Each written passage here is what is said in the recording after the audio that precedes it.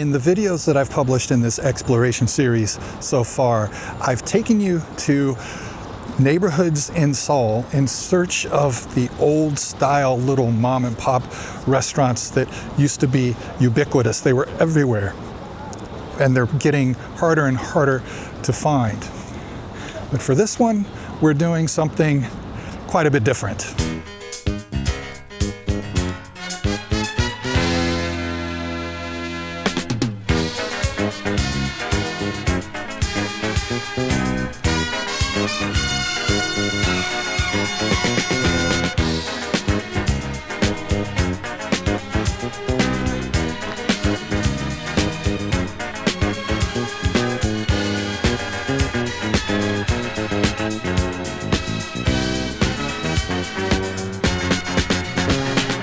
Hello there, it's a Wednesday afternoon, and I have brought you here to this very interesting area known as Pangyo.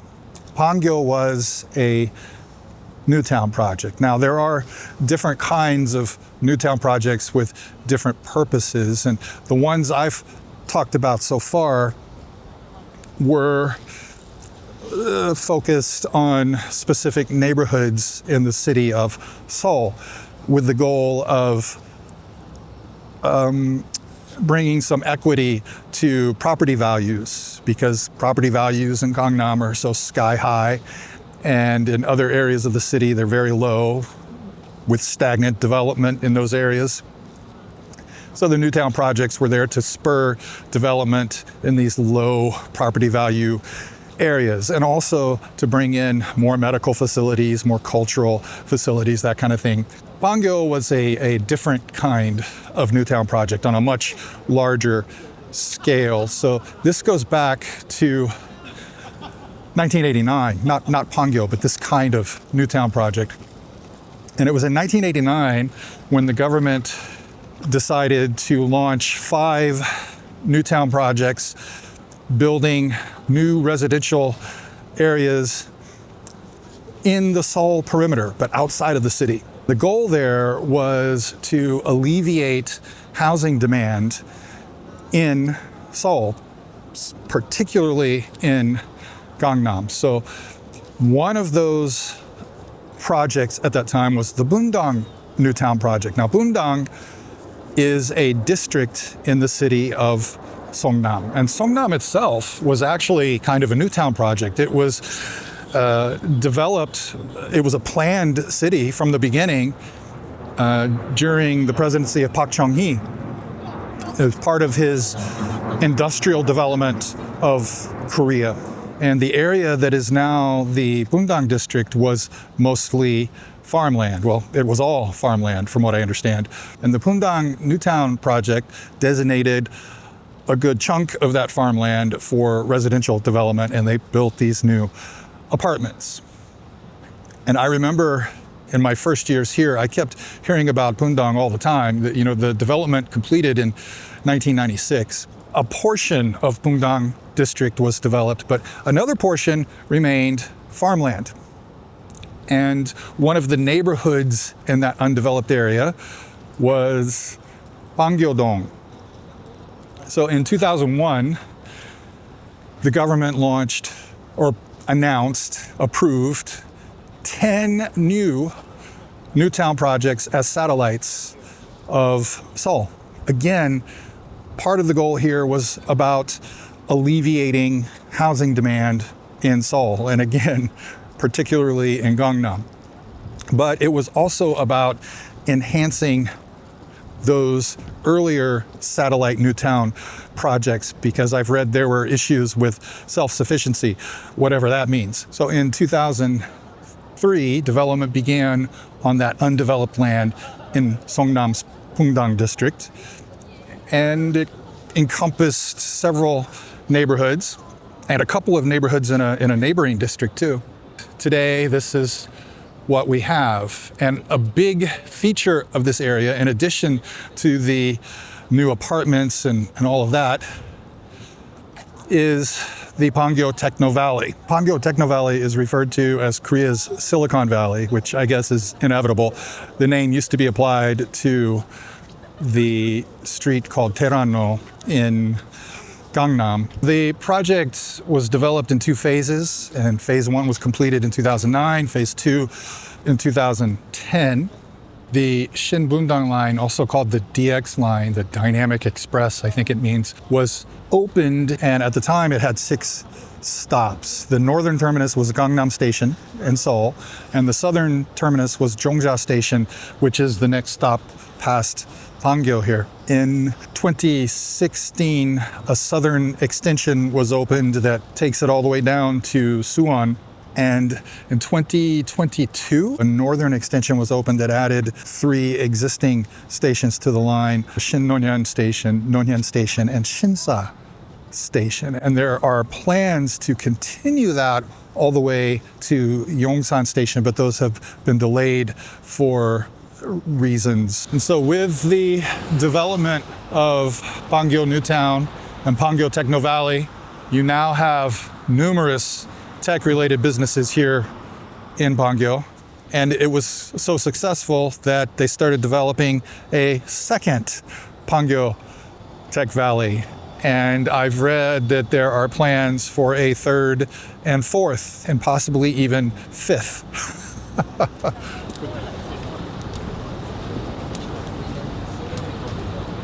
Now we are going to wander around and check this place out, see what's here. But for now, I'm here on a mission. I have a specific destination in mind. If you've seen my videos from my trip to the UK, then you know that my favorite gelato shop in London is a place called Venchi. Well, imagine my surprise when I learned recently that Venchi has been in Korea for at least a decade. They've had 2 attempts, apparently. The first attempt didn't pan out, but then they tried again. And at the moment, they have 1 location, and it is here in Pangyo in the Hyundai department store.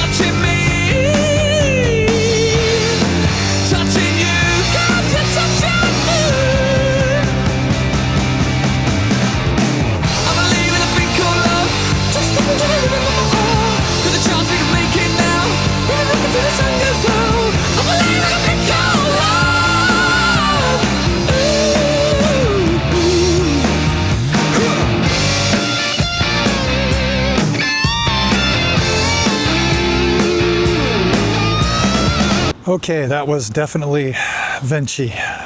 I was concerned it might not be as good, but it is totally as good. It is 100% Venchi. The disappointing thing is they didn't have my favorite flavors, and I asked the clerk there. They did sell like the Nougatine before, but they don't sell it anymore. So I guess the Nougatine and Cremino and all that stuff that I like isn't meant for Korean taste buds. That's too bad. All right, let's see what they've got going on around here now. Technically, this is not my first visit to the area. I'm pretty sure I came through here on a bus in the early 2000s before they started developing it. On my way to Suji, which is a district in the neighboring town of Yongin. But I have never been here since they've developed it.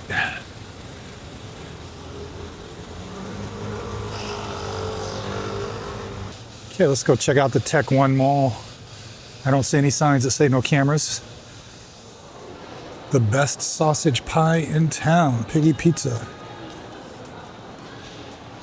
Probably not a good idea for me to be going around these food places, given I haven't had lunch yet. Oh, they have Original Pancake House here. Wow. I love the Original Pancake House. They opened in Itaewon a few years back.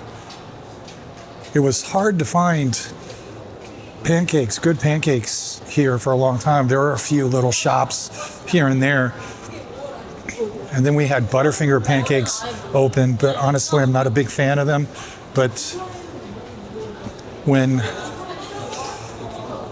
the OPH opened in Itaewon, that was like, whoa, amazing, absolutely amazing.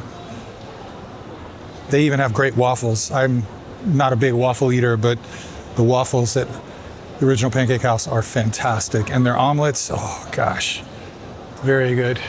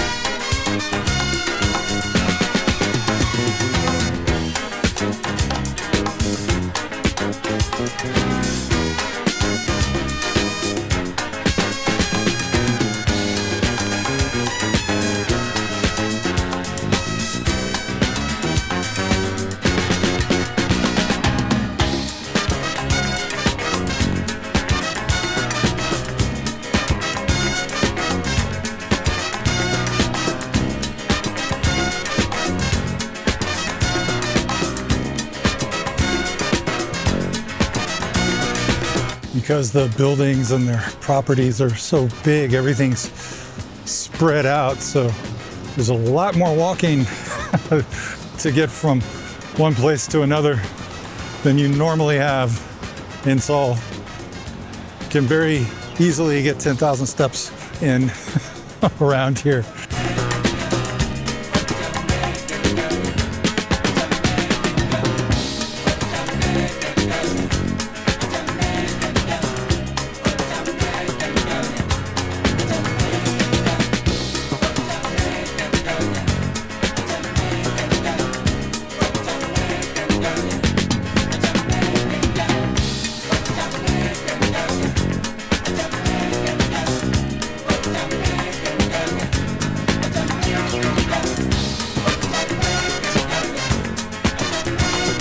The name of this street is Daewang Bangyoro. I was curious about that because Daewang can be translated as Great King or Emperor. So who was Emperor Bangyo? It turns out there used to be an administrative district in this area called Daewangmyeon, and this street is probably named for that. Hwarang Hongwan. Hwarang. I wonder if that's related to the warrior poets of the Shilla kingdom. The Shilla dynasty did control this area at one point, so it's possible that something here became associated with the Hwarang, the flower youth or warrior poets. However, I did find this cool little story about the place. During the late Goryeo dynasty, the government established a lodging facility here as an official rest stop for government officials passing through the area. And presumably there were several little taverns nearby.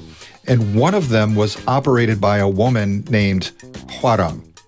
And she was known for using the money she made in the tavern to assist the poor people in the area. After she died, she was buried somewhere around here, and the place became known as Hwarang Moge, or Hwarang's Hill.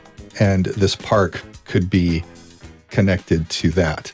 Maybe one day I'll go talk to a local government official or find somebody who was involved with the planning of this to find out where the name came from. But until then, if you happen to know, please let me know in the comments. Look at all these petals on the ground. Really too bad I didn't come here a week ago.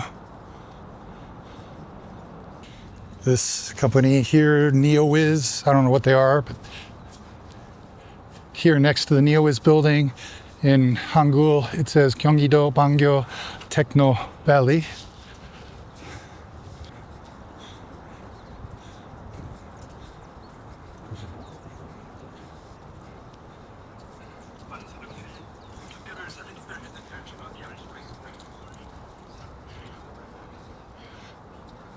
This is a nice park, I have to say. Kiss you every minute, every hour, every day. You got me in a spin, but everything is okay. Touching you,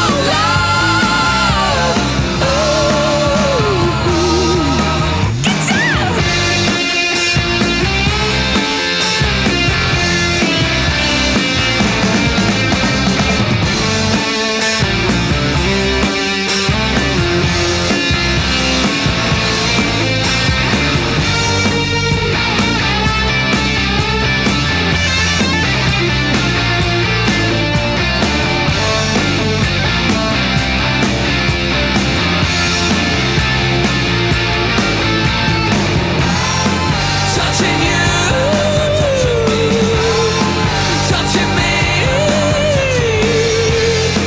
touching you, got you touching me. In addition to being a home for a lot of major tech companies, Bangyo Techno Valley is also intended as a hub for startups. But I really know very little about this place. All the background I talked about earlier was from a little bit of searching yesterday. And I'd like to dig a little deeper and find out more about the place. I'll tell you, if I were working for a tech company in Korea, I do work for a tech nonprofit, but they're in Seattle. But if I were working for a Korean tech company, I wouldn't mind working in this area. I really wouldn't. It's not so far from Seoul to get here. It's less than 20 minutes. It's about 15, somewhere between 15 and 20 minutes from Shinsa Station to Bangyo Station on the Shinbundang line. So I can imagine it would be perfectly fine to live in Seoul and commute here. You wouldn't even have to live in Gangnam, and you could be here in 30, 40 minutes. 30, 40 minutes one way isn't bad of a commute on the subway, unless it's super crowded. Well, so this has been an interesting little excursion for me. I hope you enjoyed it too, checking out this area with me for my first visit. Now, this was not the first time that I've ridden the Shimbundang line. I have ridden it a handful of times since it opened, mostly when I went hiking at Cheonggye Mountain, which is just to the north of us here. Actually, on the subway, it's the stop just before Bangyo. So I have gotten off the subway at Cheonggye-san Station, and gone hiking there a few times. But now that I've seen Bangyo, I might come down here and explore some more on another day. Hanging out in that park would be just great. It's just a different atmosphere from most places in Seoul. The only thing I can think of that comes close to this in Seoul off the top of my head is Digital Media City. It's got a very similar feel, but even so, it's not quite the same. This place feels much, much greener than DMC. Doesn't take me long to get here from my house, so I could see myself coming down here to hang out at a coffee shop or something, walk through the park to get my 10,000 steps in. I'm still not used to the extension at Shinsa Station. I've been going to Shinsa Station for, over 30 years now, quite often, right? Shinsa Station has just been one of the central hubs in my life getting around Seoul. I worked in Shinsadong for years, and I walked through there many times, getting from one part of the area to another, not necessarily to take the subway. So I can say probably with some high degree of certainty that I have been through Shinsa Station thousands of times. Yeah. I mean, when I was working in the area, I was going through there at least twice a day, sometimes more. And over the years, very frequently. You get used to a place, right? And then suddenly, one day, an entire wall is gone, and you've got this new space leading down to the new subway line. I still can't get used to that. Every time I go through Shinsa Station now, the same route that I've been going, I get past that part where there's no longer any wall, and I'm like, whoa, gosh. So actually going through that space where the wall used to be is a weird feeling. It's hard to describe. And it's been open now, 2 years? Only been 2 years, almost 3. Well, thank you for coming along with me today.